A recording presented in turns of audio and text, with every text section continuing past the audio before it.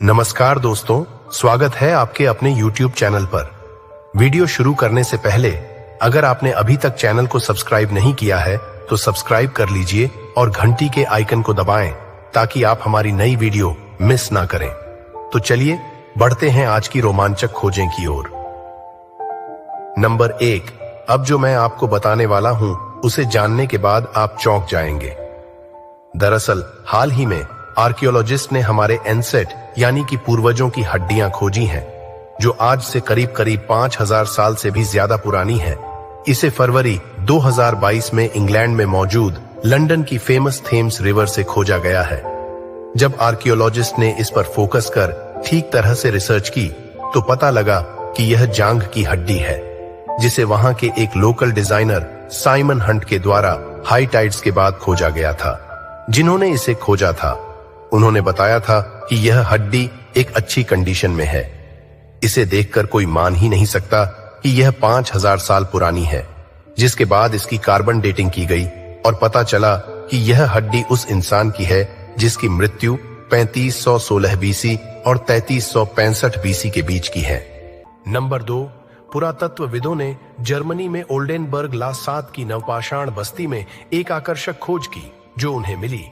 लगभग 5000 वर्ष पुराने विश्व के सबसे पुराने जले हुए दलिया के जले हुए अवशेष खाना पकाने की दुर्घटना का खुलासा एक टूटे हुए मिट्टी के बर्तन के अंदर हुआ था, जिसे एक निराश नवपाषाणिक रसोइये ने कूड़े के ढेर में फेंक दिया था। बर्तन की सामग्री में एमेर गेहूं जौ शामिल था और व्हाइट गूसफुट नामक एक जंगली पौधे के बीज। यह प्राचीन दलिया संभवतः इन अनाजों और बीजों को पानी के साथ मिलाकर तैयार किया गया था। हालांकि खाना पकाने की प्रक्रिया के दौरान कुछ गलत हो गया, जिससे दलिया जल गया और असफल भोजन के बावजूद खाया नहीं गया। यह खोज एक दुर्लभ झलक पेश करती है। उत्तरी यूरोप में प्रारंभिक कृषक समुदायों का दैनिक जीवन और आहार। जर्मनी के सबसे पुराने गांवों में से एक ओल्डेनबर्ग लासात की बस्ती ऐसे लोगों का घर था जो स्पष्ट रूप से अनाज और जंगली पौधों सहित विविध आहार को महत्व देते थे। इस जले हुए बर्तन से मिले साक्ष्य से पता चलता है कि यहां तक कि नवपाषाण काल के लोगों ने भी इसके साथ संघर्ष किया था। नंबर 3, दोस्तों, रोमन के द्वारा बनाए गए आज सरवाइव कर रहे ज्यादातर फिगरिंग पत्थर से बने हुए हैं। लेकिन ऐसा नहीं है कि वह केवल पत्थरों से ही फिगरिंग बनाते हैं, बल्कि वह इसमें फिंगरीन बनाने में लकड़ी का भी इस्तेमाल करते थे, जिसका एक जीता जागता उदाहरण इंग्लैंड के बकिंघम शायर में रेलवे रोड के कंस्ट्रक्शन के दौरान खोजा गया। एक वुडन फिगरिंग है, यह दुनिया में खोजा गया एकमात्र लकड़ी से बना हुआ रोमन एरा का फिगरिंग है। जब इसकी जांच पड़ताल की गई तब पता लगा कि यह सरवाइव इसलिए कर गया क्योंकि यह पानी से दूर किसी जगह सुरक्षित था।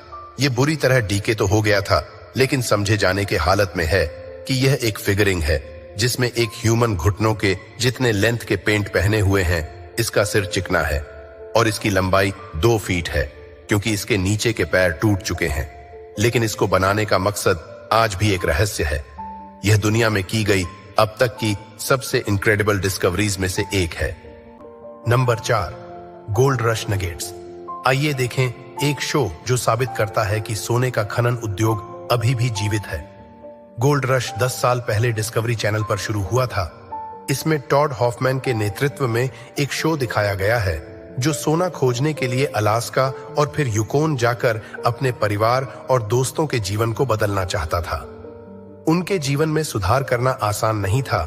खनिक आए और चले गए, लेकिन 11 से अधिक सीजन में उन्हें बहुत सारा सोना मिला, जिसमें कुछ अच्छे आकार के सोने के टुकड़े भी शामिल थे। वे रिकॉर्ड तोड़ने वाले नहीं थे, लेकिन उन्हें जारी रखने के लिए पर्याप्त था। यह किसी को व्यापार में निवेश करने के लिए पर्याप्त है। चीजों को अपने तरीके से आगे बढ़ाएं।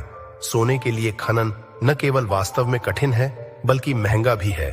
LVE कई खनिक कोशिश कर चुके हैं।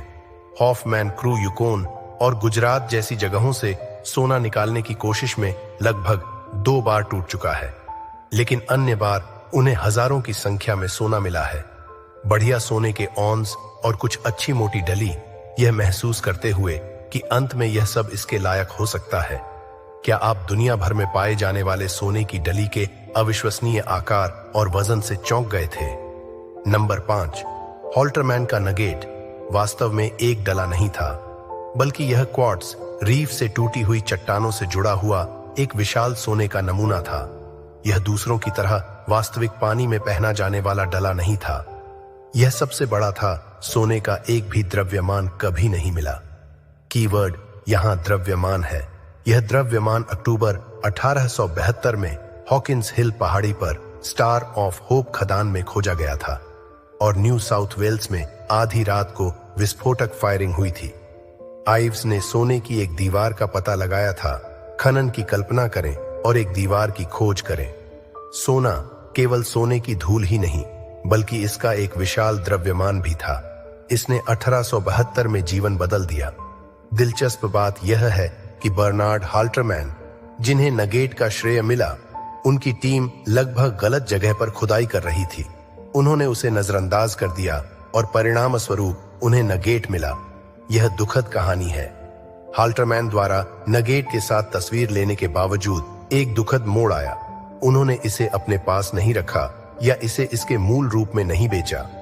उन्होंने इसे सोने की सामग्री के लिए पिघला दिया, जिससे इतिहास का एक महत्वपूर्ण हिस्सा खो गया। हालांकि नगेट की प्रतिकृतियां असाधारण विस्तार से बनाई गई हैं। बस इतना ही दोस्तों। अगर आपको हमारा वीडियो पसंद आया हो तो कृपया लाइक और सब्सक्राइब जरूर करें और कमेंट में हमें बताएं कि वीडियो कैसी लगी। मिलते हैं हमारे अगले वीडियो में। धन्यवाद।